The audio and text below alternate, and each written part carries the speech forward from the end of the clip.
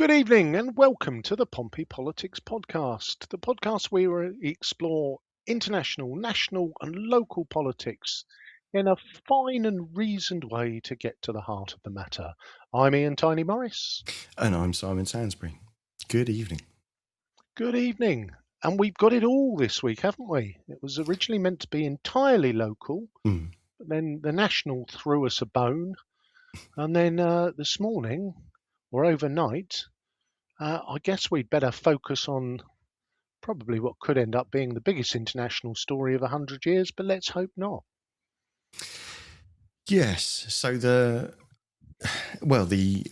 American and Israeli backed attack on Iran and the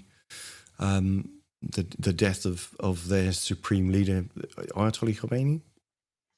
That's the one.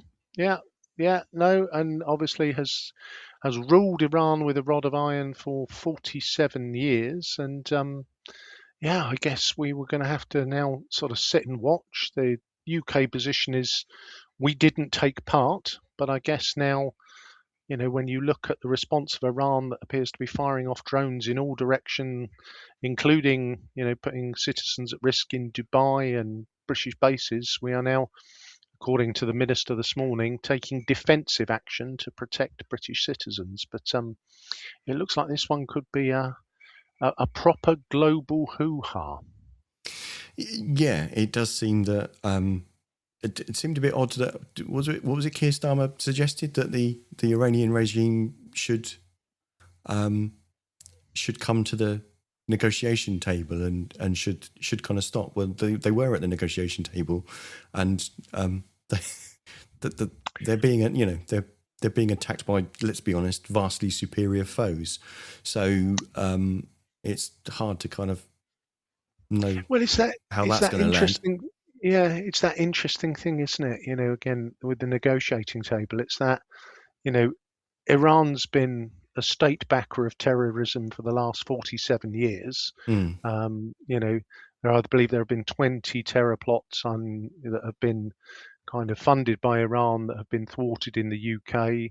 They've funded Hamas and Hezbollah.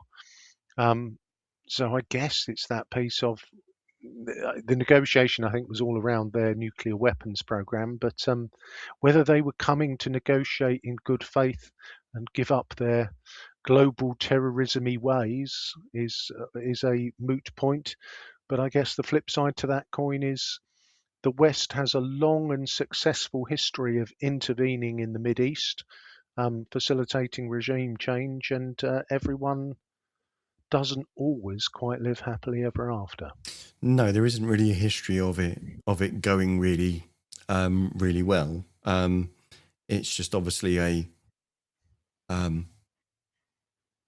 I think the people of Iran deserve to define their own future and to live in freedom and peace, and so does everyone else around them. I'm not sure that kind of bombing people back to the Stone Age is always the best way to achieve that, but at the same time, will whoever replaces the last Ayatollah be worse than that? Yeah, who knows? and I guess it depends where the is there even a plan?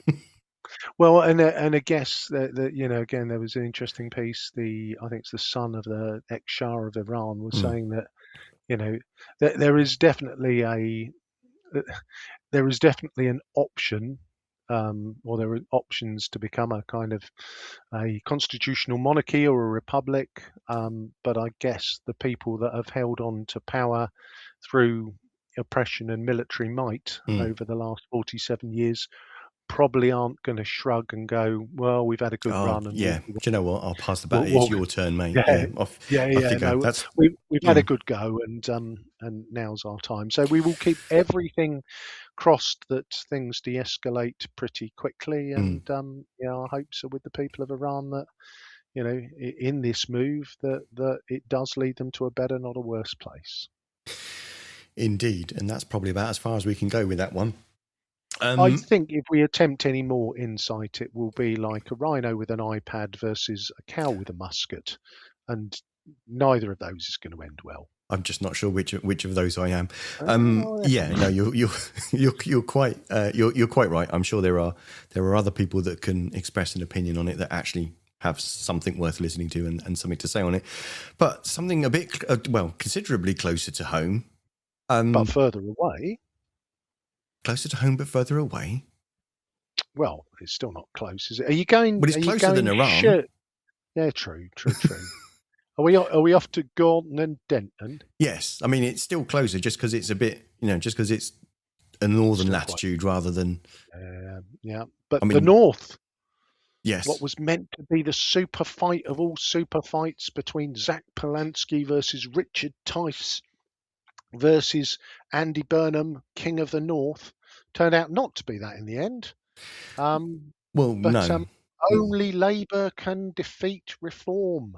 No, is kind of what the just in case you weren't aware, and I don't know where you've been if you aren't, then yes, the Greens absolutely romped home on Thursday with Hannah Spencer taking just under 41% of the vote, with Reform in second place, with just under 29% of the vote, and the Labour Party 25% of the vote there. So Conservatives and Lib Dems, I think, both lost their deposit. They did indeed. Yeah. So yes. So that interesting though, because the polls were saying that it was essentially there was a percentage point between all three of the Greens, Reform, and Labour, and that's quite clearly not turned out to be the case, has it? Yeah, and I think there's a few interesting dynamics to spin this on, Simon, because Spin away. you can look at it and for the progressives on the left, I think 66% of the total votes cast were for the Greens and the Labour, which is more than they got last time, because obviously that Labour romped home last time. The fascinating thing for me on this is that there is this narrative always that Reform voters, and you see it quite often on political forums, they're the extremes of the Conservative Party. Well, in the last Gorton Denton election, the Conservatives only polled 8%, and they polled, I think, just under 2% this time. So whilst that 6% might have gone to Reform, the 20 odd percent that Reform got hasn't come from the Conservative right, has it? Because, well, not unless they were all asleep during the last I mean, by-election. the trouble with I mean, psephologists will express different views about who voted where, but unless you've actually spoken to people and got specific voting history, you can't really tell whether voter A that previously voted Labour voted Green, or did they just stay at home, and therefore that's why the Labour vote was quite so depressed. There were indications that might have been the case with a lot of the Conservative vote in the general election in 2024, where it wasn't that Labour did so fantastically well. It's that basically a sizable portion of the Conservative vote stood at home because they were sick of basically being in, well, whatever. I can't. Again, I'm just falling into the trap myself of trying to kind of suppose from a binary result what the reasons are and what was in people's minds when they put their X in the ballot paper. I know there's been some stuff reported in the media about family voting, so there'll be an investigations into kind of how prevalent that was. But there's some information on the International Voting and Democracy Volunteers on their website. Their own website actually gives a very good explanation of what it was that they measured and actually how many of them there were. There was only 4 of them observing, and they always observe in pairs, so they were only able to observe 2 locations at once. And their observations were, I think it was about for about 530 voters out of, I can't remember what percentage that is. So stuff to look at there. Definitely. But doesn't look Greens like are it could have cocker. made the difference of the the 4,500 majority, though, is it? No, and I think there's that again, as you say, it's very easy to tell yourself stories, isn't it? You see family voting, and there is a narrative that is spun that it's the patriarch forcing all the adults in the house to vote in the way that the patriarch would have them vote. None of that. None of us know if that is true, and so I think we have to be careful of that. I guess the Greens are delighted, Reform are crestfallen, but there seems to be a message. Well, we never thought we'd win anyway, which I'm not sure is the case. I guess, No. yeah, the concerning bit for me is, and I know you won't agree because you have a soft spot for the Greens, but from what I saw of their campaign, I've described the Greens and Reforms as two cheeks of the same extremist arse for me, and I think that the worry for me is that if politics starts moving further left and further right, and we end up in the position that we do in the US, where it's pick your poison, but it's going to be extremist on one side of the political spectrum or the other. I find that probably the most uncomfortable part about the whole. I think. If the whole Brexit debacle didn't teach us anything, it's the extremist, uncompromising positions on either ends, regardless of political spectrum or affiliation, just shouting over everyone else that's quiet and just wants to get on with their lives in the middle is not a way to run a country. So hopefully not the direction that we were going. But it's somewhere else, the second by-election in 2 years. Well, yes, yeah, we're closer to home, up the road in Southampton, in Shirley. Yes, and they're the Lib Dems. So there was a by-election in was it late 2024 in October, where Satya Kaur basically created a by-election because she'd been elected as the MP for Southampton Test, and then the Lib Dems won it, and unfortunately for them, their candidate that had won in 2024's by-election has then actually caused another by-election by resigning because they've got a job. That means that's taking them away from Southampton, and far be it from us to say that it might not take you much convincing to be taken far away from Southampton. That's a level of bias that maybe we won't enter into. But yes, the Lib Dems took that again, but quite a tight race with only 21. Home. Is it romped if there's only a majority of 21 votes? Can you call it romped? Probably not. No, I don't think we can. No, I mean, an interesting one for me though, Simon, it's that balance of local politics, isn't it? Local politics, as we know, as we approach nearly our having completed 7 years of this larks, often it's difficult to read that, isn't it? You'd think that the Lib Dems usually do well locally. I think from memory, were Reform in third or second? Yeah, so the Lib Dems got 27.3% of the vote. Labour got 26.7% of the vote. But Reform got 19% of the vote. So yes, they were in third place ahead of the Greens and the Tories. Yeah. But it was interesting that considering for quite often UK governing parties get a kicking in by-elections. That's not translated into this council by-election. Obviously, the one in Gorton and Denton was a parliamentary by-election, but in this one, actually, the Labour vote, was quite close to challenging the Lib Dems there, but everyone else off rather distant. So an interesting result compared to the national picture, or indeed what's happening elsewhere.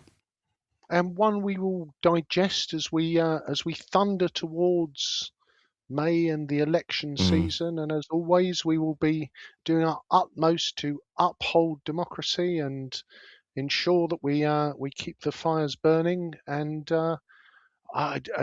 potentially we'll have another late night live broadcast from the Count.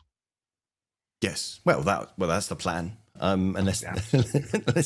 unless something happens, so yes, we'll be broadcasting. That's our intention, is to broadcast live again from the Count in Portsmouth. Hopefully, if we can enlist some friends of the pod that are attending the local elections elsewhere around the region, we can set up to kind of get those dialed in. We had some great support from some supporters of the pod last year to keep us up to date on what was going on in Gosport and in Havant. So that was really much appreciated.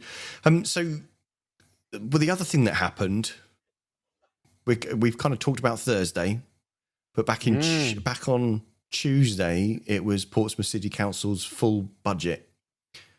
The annual full budget. Mm-hmm. This is where, to be fair, the administration and all the officers run around trying to balance the books, and then the opposition parties fire up the leaflet writing machine and ask it to. I wonder whether they use AI now to spit out what would be the most juicy thing to put in their budget amendment to give them leaflet fodder. Well, I don't think the budget amendments were. Well, they certainly don't look like they were AI written, but yes. So there were amendments from the other three parties, but one of the surprises that took place at the very beginning of the council meeting was the revelation that the remaining two members of Portsmouth Independents Party, Lee Tyndall and Emily Studwick, defected to Reform, therefore creating Reform as the official opposition party on Portsmouth City Council with 10 councillors. The official opposition, and it's one of those things which is, for those who follow local politics, it is both a surprise to no one and a surprise to everyone, in terms of the evolution of Portsmouth independence into Reform, because we felt it odd that the last two didn't cross the floor, considering that we had observed one of the Portsmouth independents delivering leaflets for Reform. It seemed that there was a closeness between the two camps, which made their separation odd. But I guess the thing that is the flip side to that coin is obviously that the Portsmouth Independents ran very strongly on we are a broad political church. We're about the best candidates for each ward. It's local people doing the best for the people of Portsmouth. How strange that all 9 of their councillors, whilst coming from a broad church, now feel comfortable on the right-hand edge of the political spectrum. Indeed. Just before we get into kind of a bit more detail, just to remind everybody, please do give us a subscribe if you're watching on YouTube. Give us a like or a comment or a follow. That would be fantastic. If you don't mind, that would be lovely. Let us know what you're thinking of what we're talking about and what's going on in the budget Portsmouth City Council. Just contribute in that way.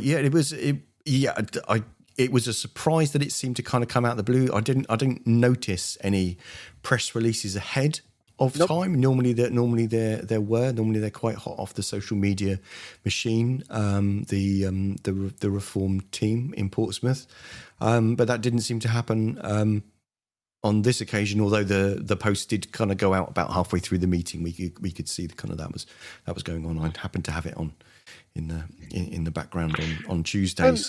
And an interesting footnote for another show: you vote for the person, not the party. But I guess if the person crosses the floor, we've seen a lot of floor crossing lately from, close to hand. We've seen Conservatives to Reform, Lib Dems to Reform, Labour to Green. There's been a bit of moving about, and I guess it's that question of, well, if you've elected somebody on a set of values and principles along party lines, should they be able to change the colour of their rosette without going and asking the electorate whether that's okay? One for Yeah. another show, perhaps. Yeah, let us know in your comments if you think that's worth us actually having a show on. So I don't think anybody was surprised that Portsmouth City Council were going to be enacting the maximum total increase, the 4.99%, which is the most they can do without either asking the government for permission to have more or going to the public for a referendum to actually increase it by more. That also includes the 2% increase for social care. And essentially we've got, should we listen to the speech from Council Leader Steve Pitt? Let's see what. Oh dear God!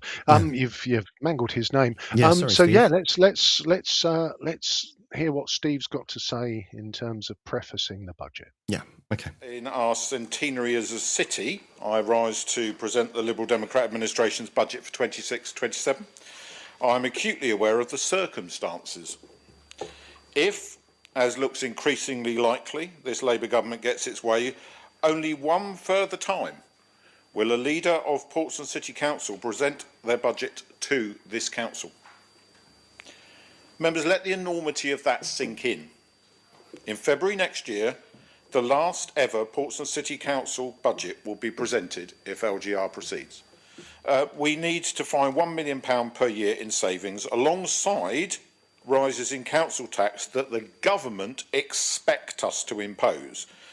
Every day, I am reminded of what is at risk. Our libraries, our museums, our community wardens, the maintenance of our parks, our events programme, our greening work, the future ownership of Portsmouth International Port, our port. The frequency of rubbish collections and something that will be hugely important to our residents, the maintenance of our roads. As the clock ticks down on the Colas PFI contract, it was timely that we were recently reminded that our local authority is the only local authority on the south coast of England to receive a green rating for the condition of our roads. It doesn't take an expert to work out that when the PFI ends, with the massive deficit the new council that we will be a part of will inherit from Hampshire County Council and with limited capital resources, our roads will be levelled down to divert funding to those long neglected areas around our city. Portsmouth will inevitably lose out, as a majority of the new council will not be from Portsmouth and will want to see the investment they have long been denied. I use this particular example of the challenges we face because it is clear that those things that Portsmouth has invested in, protected and fought for, are all on the line in a very real sense. Because every day I come across something else that makes me think, will that survive LGR? Our match funding for cultural and creative industries that leveraged nearly £800,000 in inward investment last year. Our business support service, which helps dozens of local Portsmouth businesses to survive and thrive. All of the early intervention work across social services, none of which is statutory, but prevents people, including our most vulnerable young people, from developing more serious problems in their lives. Our concessionary bus fares that go above and beyond the statutory requirement and certainly above that delivered by Hampshire County Council. Our leisure card scheme. These are all choices that we here in Portsmouth have made.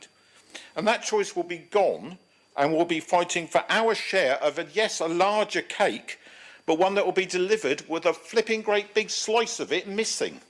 It's a bit like having a house with a mortgage and you sell the house to pay off the mortgage only to end up with another mortgage, but now with no house. Effectively, that's where we are. That's the world that we're living in with the current way this is being dealt with. It is absolute madness. You can only sell these things once. This is selling off valuable assets that councils have held for decades, sometimes centuries, being asked to flog them off to close a one-year budget problem. Complete and utter madness. Sadly, both of our MPs lauded publicly an additional £62.1 million for Portsmouth over the next 3 years, but this is not correct. Around 18 million of that we'd already had in 25-26. So by the time the announcement was made, it wasn't new money, it was previously announced money, we'd already received it. Around 28 million of that is our money, our residents' money, straight out of their pockets, with a 4.99% increase in council tax each year for the next 3 years. Now, when I pushed back at the members of Parliament, as did other council leaders around the country about this, they said, oh, but that's the way it's always been calculated. I don't care how it's always been calculated. Pretend you're giving new money to people when it's actually their money is disingenuous at best. We now have sight of the government's send reforms, and they only came out yesterday. I've had to change this bit of the speech, which isn't unusual with this government. You often have to change things at the very last minute.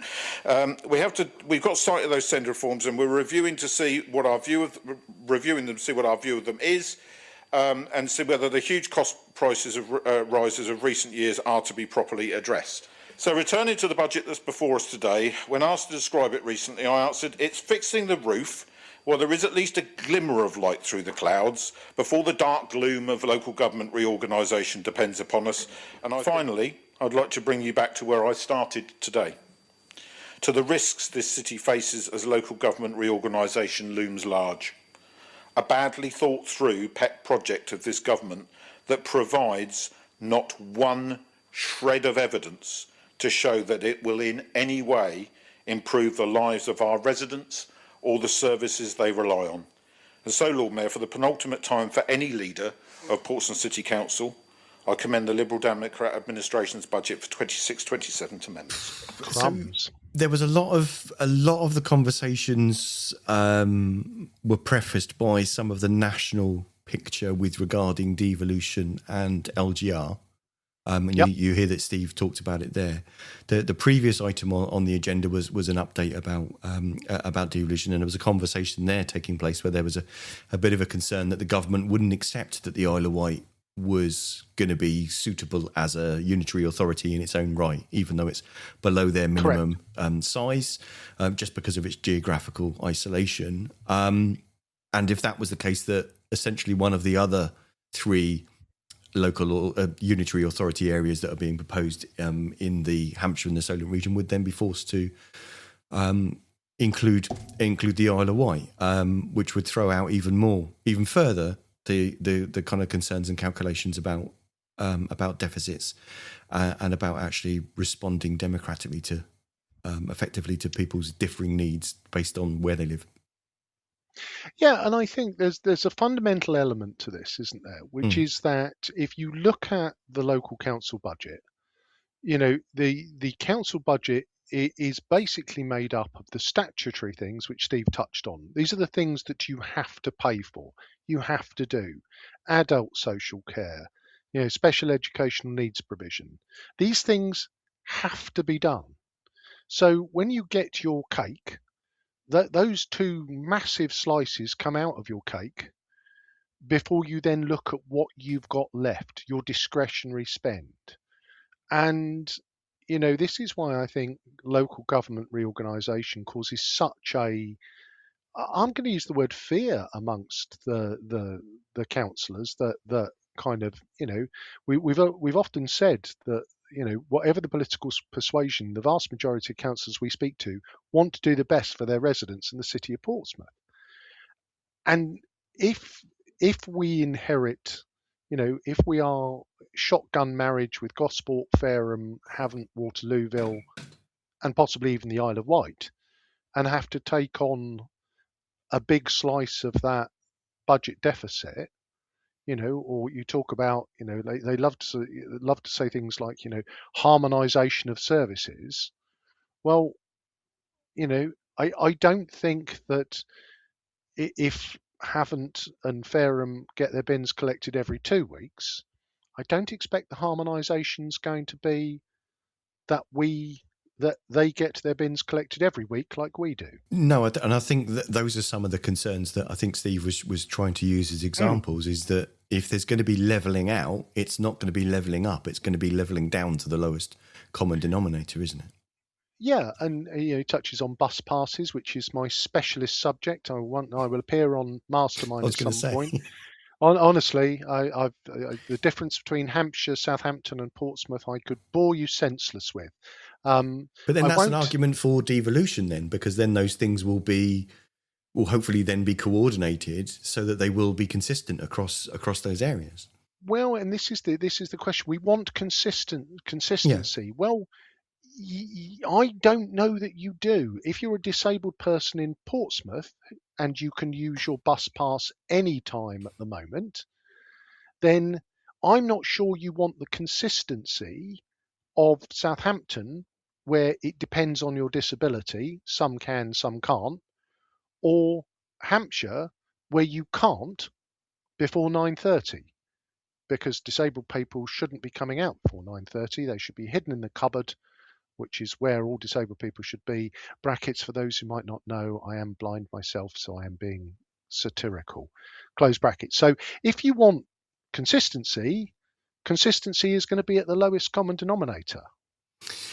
Yeah, and I think that's the concern, and also there's obviously the two different things. Devolution and LGR, both very, very separate things, but one kind of begats the other in that kind of respect. But we find out next month, I think, what the government's response is to the. We did a show tail end of last year, where we looked at the suggestions that have been put forward by the different existing council authorities and unitary authorities across the region as to kind of what different shapes that they would want those to take. I think there were four different options. What was interesting and came out of the debate that preceded this, but I haven't clipped it because of time constraints, was that the Isle of Wight didn't actually express a preference itself as to what they wanted to have happen, which wasn't terribly useful.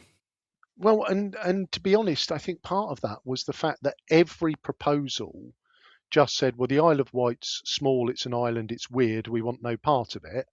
And the Isle of Wight agreed. So I think, whilst there was, like you say, they any one of the proposals or none of the proposals had the Isle of Wight being anything other than a special case. So I think everyone kind of took that was going to be a given. Because let's be honest, if you're not a special case, if you're an island, I'm not sure what the other reasons might be. Different to be a special case. Back on topic, I guess. So the 4.99, which everybody expected, did we want to have a look and see how whether the opposition parties took a view on that? Yes. Did they throw up nearly there, but we'd like something else? Yes. So I'm gonna take them in order, and just to kind of quickly preface the Reform made an amendment to actually recover some of the money from the fund that's set aside recover the money from the fund that's set aside to preempt the fact that the civic offices will need replacing, and that there needs to be investment in that, and use that to fund some services, but also to fund a 1.5 reduction of the 4.99% increase. But I'll let Joe explain it. Firstly, I would like to welcome Councillor Lee Tyndall and Councillor Emily Strudwick into the Portsmouth Reform Group. You are both exceptional ward councillors and a credit to your residents, and we're delighted to have you on board with us. Thank you also, Lord Mayor, for welcoming me as the Leader of the Opposition. It's just a shame not everyone can offer me the same courtesy. The budget before us today shows a plan to decrease adult social care in Portsmouth by a large sum. The adult social care market is already under huge strain due to workforce shortages, rising wage expectations, increased travel and energy costs, and provider fragility. So to be clear, our group's concern is that this saving depends on market behaviour the council does not control. The Portsmouth Reform Group brings forward a clear, resident-focused amendment to the 2026-27 budget. An amendment built on one simple principle: Portsmouth's money should work for Portsmouth's people. At a time when households across our city are under immense financial pressure, even when bills feel heavier and every rise is harder to absorb, we believe the council has a duty to relieve that burden away from any resident we can. The administration proposes a maximum 4.99% council tax rise, generating an extra £4.5 million per year. We believe that this is excessive. Our amendment reduces the council tax increase to 3.49%, in line with inflation, a meaningful difference to thousands of households, while still ensuring the council remains financially stable. We will achieve this by ending the Civic Futures Fund. The fund currently holds 1.821 million, none of which is committed for 2026.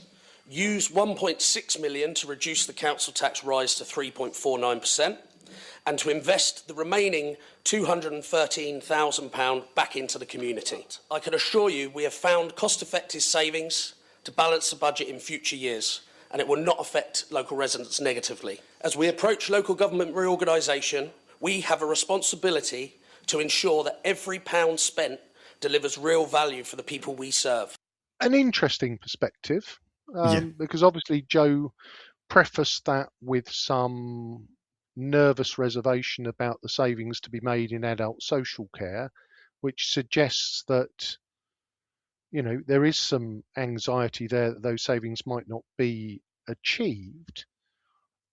And then in the next breath suggests that you can cut the rise in council tax by 1.5 percentage points, and the 1.8 million you've got set aside for the Civic Office Futures Fund. And 1.8 million is not a lot of money when you start playing with buildings or knocking them about, and you know how old the Civic Centre building is. And the plan is to spend all that. Yeah, I'm not very convinced as you go into local government reorganisation and you journey into the unknown. Emptying the piggy bank of the money you've got set aside doesn't perhaps feel like the right time to do that. No, and that to be honest is the case that, you know, that was the substance of the rebuttals to that suggestion in the debate that subsequently took place. The Reform Amendment also planned to share £100,000 between 5 community centres and to spend £100,000 over 2 years supporting veterans in the city, which Councillor Standen made the case that about 18% of the residents in the city are either serving members of the armed services, or they are veterans of the armed services, or close family members of someone that is. So I won't make the case for everybody else, because that's essentially what you've said is kind of the point there. And just to kind of highlight that the difference, that 1.5% difference between the reduction that Reform were suggesting in their amendment. If you look at, for example, at a Band D property, the council's budget with the 4.99% increase would make that £2,291.71 a year, whereas with the Reform Amendment, that would be £2,264.45. Yeah, and it's a difficult one, because when you get into those figures, you know, the cost of living crisis, it has not been, you know, suddenly you have to pay an extra £500 for X. What hurts residents is £3 here, £5 there, £2 there, £4 there, and when you add that up over the course of a month, that's what causes your crisis. So yeah, but the savings relatively small, and I guess as with everything, it's risk versus reward. So we've heard what Reform have to say. What did our chums in Labour, who took a little bit of a pointy fingering from Steve in terms of the claims of the Labour MPs, what did Charlotte? Labour Group leader Charlotte Gerardo discussed the Labour amendment. Just last week, we heard the excellent news that inflation has fallen to 3%. The Bank of England said it thinks inflation will continue to ease over the coming months, nearing its 2% target in April. So some analysts think that the drop in inflation rate makes an interest rate cut next month more likely, which is good news for everyone with debts and mortgages. Second, the government funding increase for Portsmouth City Council at 19.9 million for the next 3 years. This is a significant step in the right direction, and it shows commitment to reversing underinvestment and austerity in local government since 2010. The government has provided the first multi-year settlement in over a decade, as well as taking action where the Tories failed, which is delivering on the fair funding review so that every pound of taxpayers' money is directed where it's needed most. Third, there have been other additional funds that the government has provided for Portsmouth. £40 million of Pride and Place funding for Lamport and Paulsgrove to improve those local areas with community-led projects. A new publicly owned defence housing service to renew 783 military homes in Portsmouth. And the expansion of the government's youth guarantee scheme. These are just a few additional things that the government's funded that benefits Portsmouth residents. We are proud to put forward a budget amendment to fund several important initiatives from the city, and a raised zebra crossing on Lawrence Road. Second, continuing on with the issue of road safety, this time in Cosham, Highbury Grove, traffic calming measures, specifically speed cushions and raised tables to reduce speed on Highbury Grove. Third, 5 additional deployable CCTV units for Charles Dickens Ward. Fourth, we're requesting additional funding for the play equipment replacement budget item. So fifth, joint funding between corporate contingency funding and Cosh and Sill to fund improvements and an extension to the Community Kettle Community Centre. And all of our budget amendments are being funded by making reduction to the city centre road budget item. It wouldn't seriously affect the programme of works that need to happen in the first instance, and the rest could be made up in 2027-2028. Oh, So, yeah, we got it. Yeah, for those new to the podcast, both Simon and I live in the ward of Cosham, and Highbury Grove was mentioned. We got a shout out for traffic calming measures. Yeah. And it is purely, I am sure, a coincidence that Councillor Asghar Shah, who is up for re-election on May the 5th in Cosham, 7th, lives in Highbury Grove. So, yeah, no, obviously, it looks like Cosham is a battleground seat for my friends in Labour. And yes, well, wasn't it lovely to hear all those wonderful things that the government is doing for us, Simon? Did it give you a warm feeling inside? I think each group did their bit to be fair, actually Reform were the only group that didn't spend time either slating the national government or wanting us to praise the national government, depending on obviously whether you are the party that is in national government. So, but it was a theme from the Lib Dem administration, from Labour, and from the Conservative amendment. But yes, essentially, I don't think a handful is probably fair, but a raft of traffic safety measures that are effectively being paid for by offsetting some road expenditure for the city centre into another year.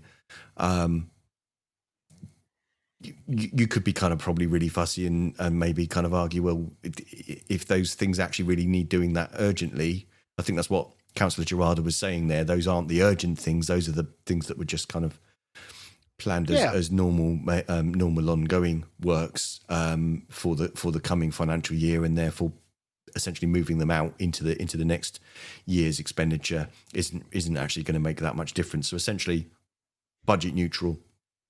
Yep. So that was then. Well, it only leaves what did the Conservatives ask for in there? So there's our friends in Reform have offered us some money back and are keen to empty the piggy bank because for the civil offices. Labour have told us that our friends in government have been oh so kind to us and have got a bit of leaflet fodder in there. Shall we have a listen to see what Simon and the Conservatives have to say? Yes. Back during the last general election, when Keir Starmer wanted to vote, he said, I quote, "We need to be clear about council tax. Labour would freeze council tax next year and beyond. Not a penny more on your council tax. Not a penny more than the bill you paid last year." That was 2024 we're talking about. A tax cut for 99% of working people. And yet this year, Lord Mayor, Portsmouth will likely be increasing council tax by 4.99%, as we did in February 2025. The £24 million plug-in power system designed to stop ships burning fuel at Portsmouth International Port may never be used. And the Port Director, Mike Sellers, has been quoted as saying the scheme could be a redundant asset as little as 7 days ago. Was this the right thing to do? Well, absolutely yes. We all voted for it. But if we want to improve air quality in Portsmouth, all the time that electricity prices are 4 times the cost of marine fuel, it risks becoming a white elephant in the port. Well, Lord Mayor, since taking office in 2024, the Labour government, led by Keir Starmer, has had 14 U-turns. By my calculations, that's 1 every 6 weeks. So by his own metrics, his government has lurched beyond serial incompetence in just 19 months. As what would Morgan and Martin do with their time if they couldn't have a pint with your MP photo opportunities? But the vast majority of pubs will still be paying far more in business rates under Labour, and many will sadly be forced to close their doors for good. Road safety should always be welcomed, and it's to that end we're seeking just £6,000 for a feasibility study for a one-way system in Kensington and Chelmsford Roads in Copner. Anchorage Lodge, very popular community centre in Anchorage Park. It's become very tired and it's beginning to fall into disrepair. We're seeking £20,000 to provide refurbishments and to redecorate the centre. Drayton Park Pavilion has become a centre for the park community, and £14,500 has been costed to repair and install security shutters in an attempt. Lord Mayor, this is a much tougher budget than it should have been, all entirely down to the Labour government. Well, interesting. So I, just again for clarity, I had not listened to those clips before I came in. So my earlier statement about leaflet fodder was speculative, but obviously friend of the pod, Ben Swan is up for election in Copner. So money there for the lodge in Anchorage Park, and Simon himself is up for a re-election in Drayton. So so a little bit of local bias to that, and it would appear that Simon, Mr. Bosher there, thinks that the Labour government has been bloody awful. Well, I mean, to be fair, as the leader of the Conservative group on Portsmouth City Council, I don't think he was naturally predisposed to stand there and say how fantastic they were. No. I guess we couldn't have expected that. And, no, that would have been unfair. No, it would have been a surprise. So we've got a budget and 3 amendments. I guess the question is, have you got the scores on the doors as to how everybody voted? I have indeed. Do you want me to? I can go through them. So they were taken in order. So the administration requested that there were individual votes rather than opting to subsume any of those amendments. So the first vote was for the First Amendment, which was the Reform Amendment, and that fell with 9 votes for, 28 against, and 4 abstentions.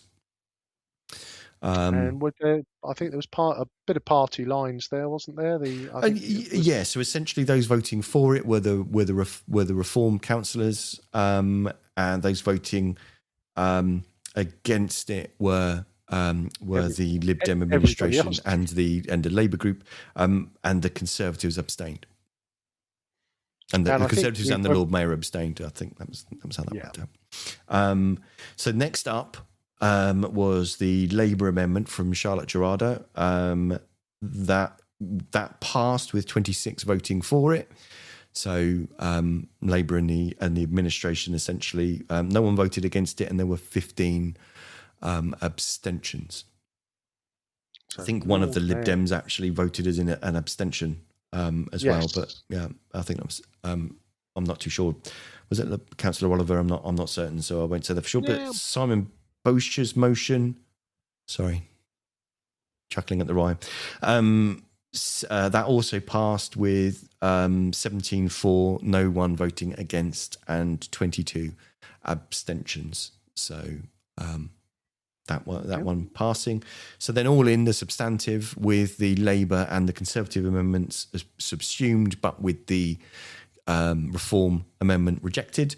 31 for, 0 against, and 10 abstentions. The abstentions were the reform group.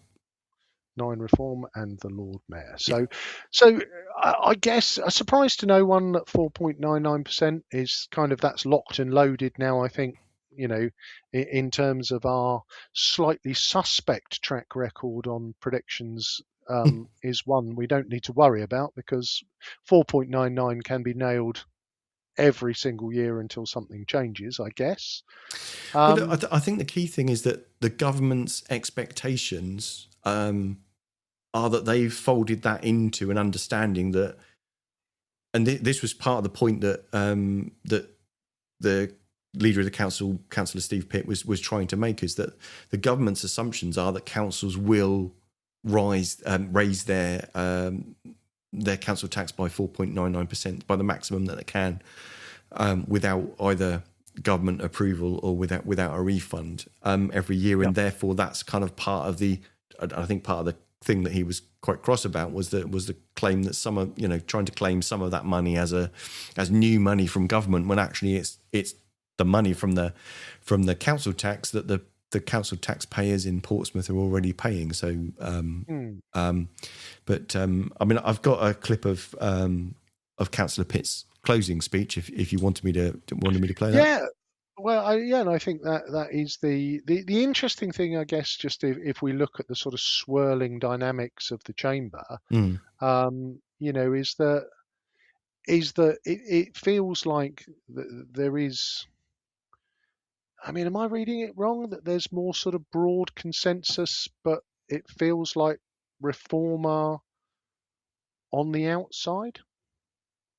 See, I think, to be honest with you, in most years, except for some times where there seems to be a bit of confusion or an accusation that one opposition group is being favoured by the administration over another, or having closed door kind of conversations with them and the others are kind of excluded. Essentially what happens every year is that all of the groups have a conversation with the administration, and the amendments, or most of them, get subsumed in order to kind of get the budget passed. In this instance, well, I mean, to be fair, you'll hear what Councillor Pitt says with regarding obviously the newly constituted Reform opposition group. So let's see what let's go run that. Yeah. Quite a lot of grown-up conversation in the room today, acknowledging that the position for the city remains uncertain, that we don't know exactly where we're going to end up. I think Councillor Heaney's right. It is possible.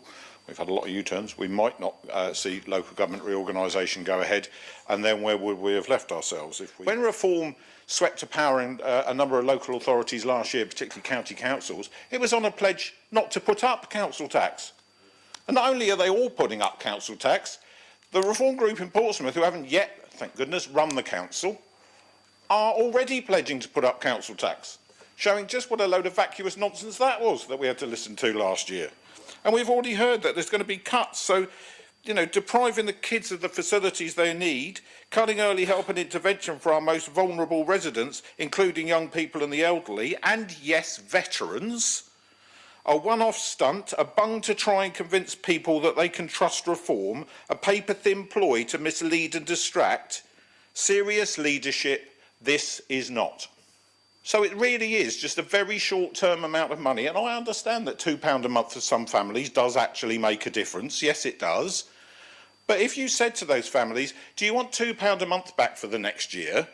And then the following year we'll go to the government for exceptional financial support, and we'll ask to increase your council tax by more than 4.99% because we can't balance the budget. How do you feel about that? Do you think they're actually going to say yes?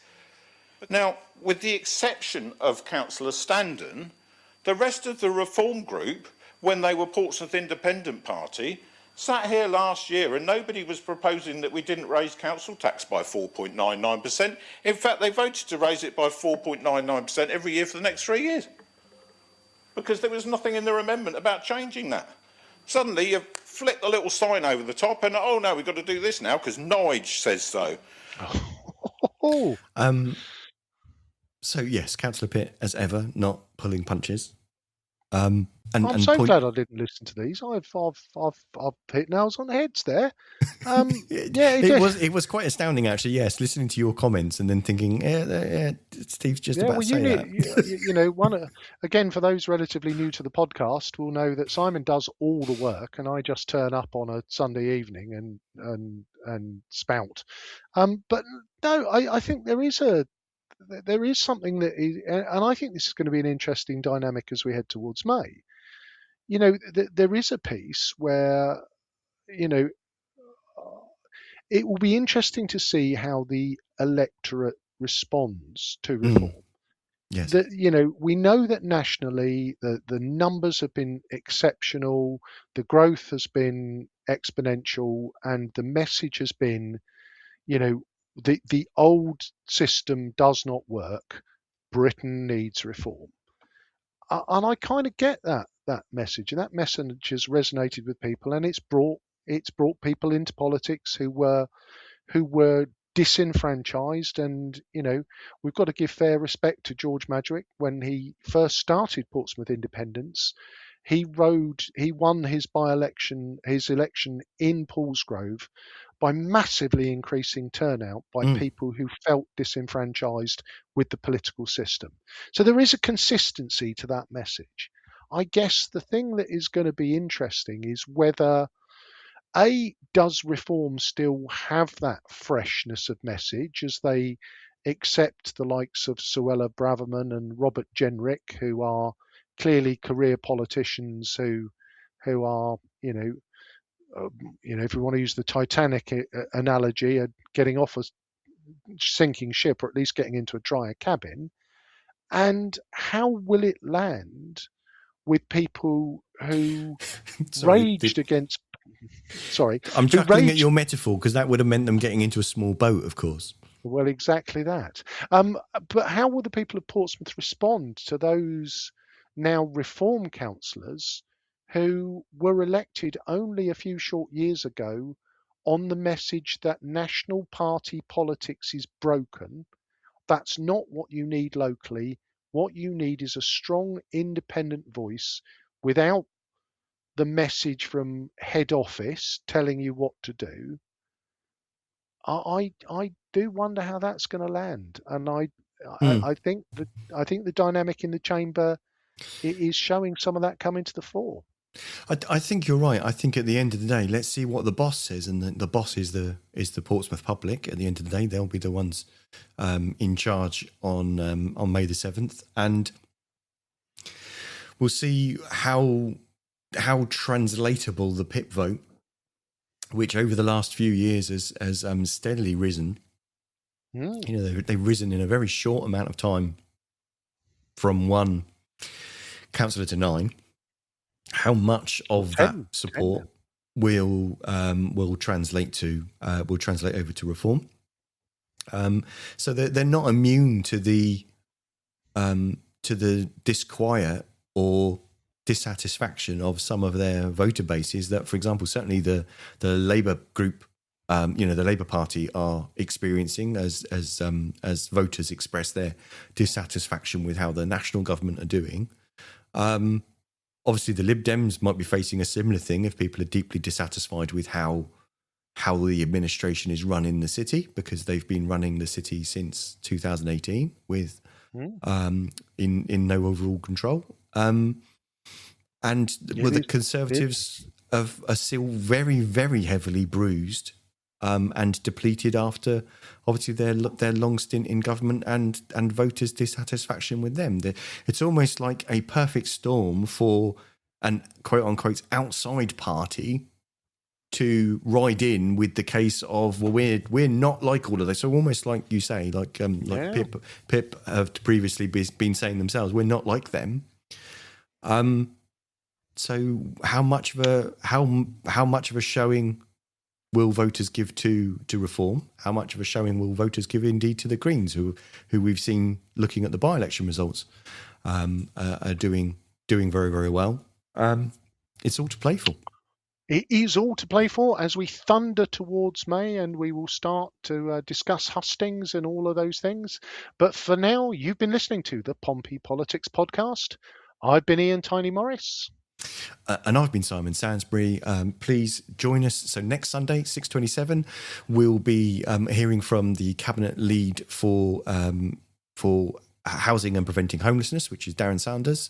He'll be coming onto the show to answer some of the questions. So if you've got questions, do send them to us at studio@pppodcast.uk, or look at our website for our contact details, or leave us a voicemail.